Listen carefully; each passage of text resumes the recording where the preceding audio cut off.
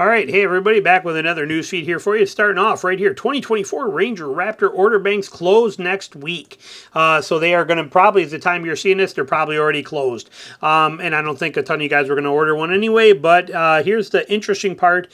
Ford just can't make enough trucks. They really can't. They can't crank out the F-150s, even the Super Duties. But when it comes to a Ranger, Ranger and Maverick, Ford falls flat on its face. Horribly flat on its face with every single one of them. And this is no different here in a cosmetic issue. They said it was delayed originally because the problem developed during routine quality checks.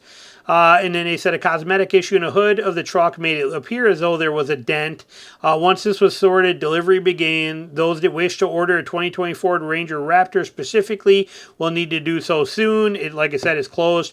They're closing it as of July, slated to close July 31st is when you can no longer order 2024 Raptor. And the reason for it is, notice that dealer allocation and commodity constraints play a significant role in the ability to schedule customer retail orders, meaning it cannot guarantee that the dealers will receive a suitable number of the 2024 Ranger Raptor pickups. Why build it? But then at least it says here, at least part of the decision stems from the automaker's inability to secure enough parts for the high-performance off-road pickup, it seems. And at the moment, there's only 500 units in the inventory across the country.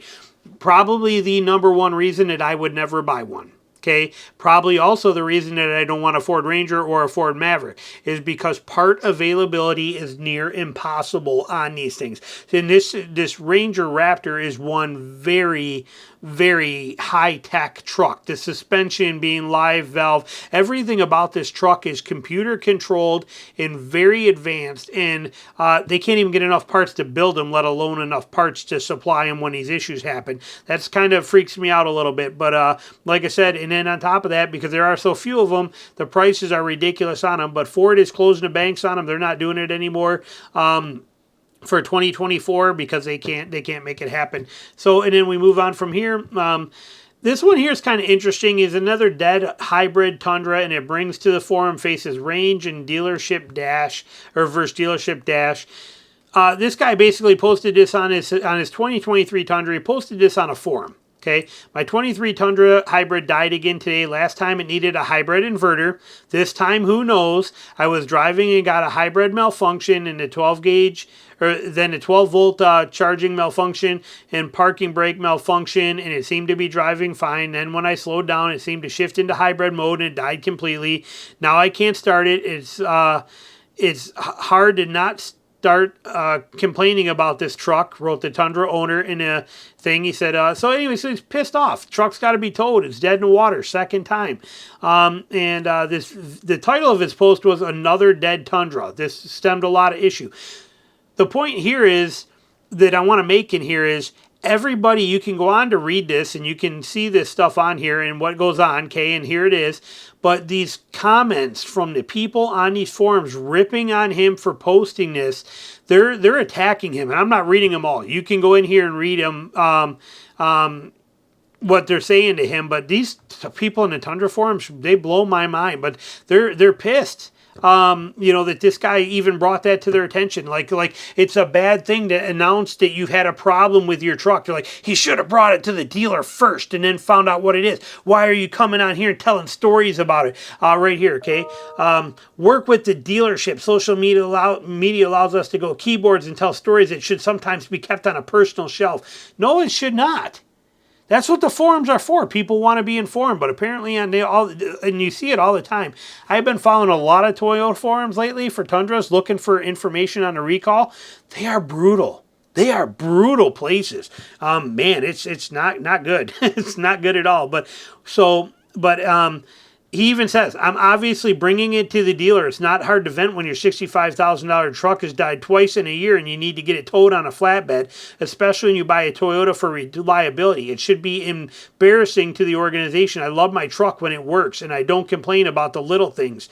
But again, you're handed a brand new truck, dies multiple times a year. You have to wait hours for a tow through Toyota, go weeks without a vehicle, and fight to get a Kia Forte rental is an issue. Okay, this guy's serious and he's pissed. He says, not having a truck for weeks will affect my life. I currently doing landscaping in my house and all that is now on hold. Family camping trips and plans have had to be canceled. Okay, it's not really a minor inconvenience like my radio knob fell off, which it did.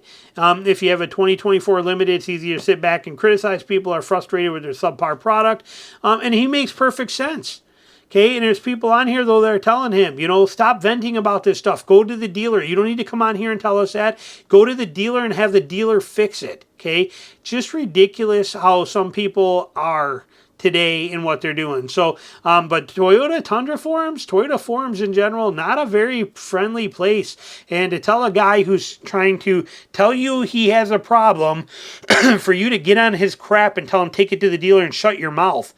That's not good. That's not good. Take with it. You put your comments down below. What do you think? But moving on from there, this one right here. So we know that Ford, right? We just talked about the Raptor Ranger. Okay, no parts available. Trouble there. Ford falls most in 15 years as warranty costs erode profits. Okay, Ford is suffering worst day in 15 years after big earnings missed. The automaker blames on a surge in warranty repair costs for older vehicles. Okay, recurring quality problems have driven the Ford's warranty cost for years, but $800 million spike in a second quarter caught investors by surprise. Ford reportedly adjusted earnings per share 47 cents late Wednesday, while short of the 67% average analysts surveyed by Bloomberg. The company sank 18% Thursday, the biggest drop since November 2028. That wiped out the 2024 gain for stock, which is now down more than 8% this year. The warranty challenges are frustrating for investors as I don't care about investors. What about us as the consumers that have these warranty challenges? Investors I don't care about investors. We care about us. We're the ones suffering from the warranty claims. We don't care that you lost 8 cents or 15 cents in your stock. Oh my God. Last year, Ford spent $4.8 billion in fixing customers' cars, a rate roughly 3 times higher than the industry, according to Warranty Week magazine, which tracks corporate repair expenses. Oh, man. Earlier this year, the automaker held some 60,000 redesigned F-150s pickups in the lots around Detroit for extra quality checks. Okay, Farley said it helped the company avoid 12 recalls, and that would be processed going forward with new models. Everything is so excited. Ford said, we are now testing vehicles for failure. Why were you not testing them for failure before? Why, if you did all these extra 60,000 redesigned F-150s held for quality checks, why are we still dealing with this? Okay, why are we still dealing with this?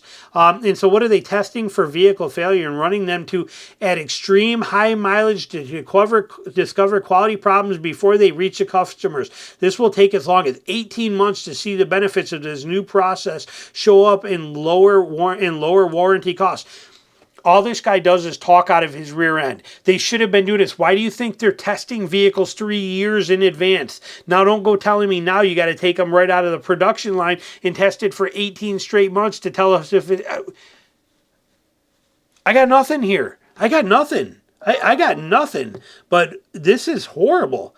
Okay, between all of this stuff, this is horrible. What Ford has got going on is horrible. And then, like I said, they can't even get parts for one of the best trucks they ever made. Can't get parts for it, which means we can never get parts for it. Unbelievable. So we go over here.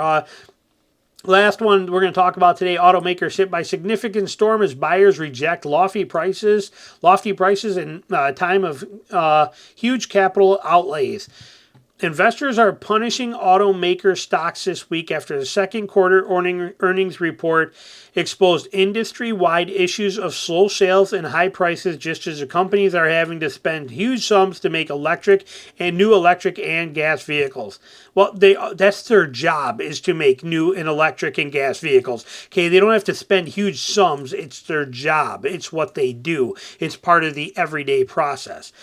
Each automaker company has unique problems, but common problems are common to many are growing vehicle stockpiles on dealers' lots, requiring increased discounts to sell them to buyers who are stressed out with household budgets. For sure. It's brutal out there. They're finally realizing this.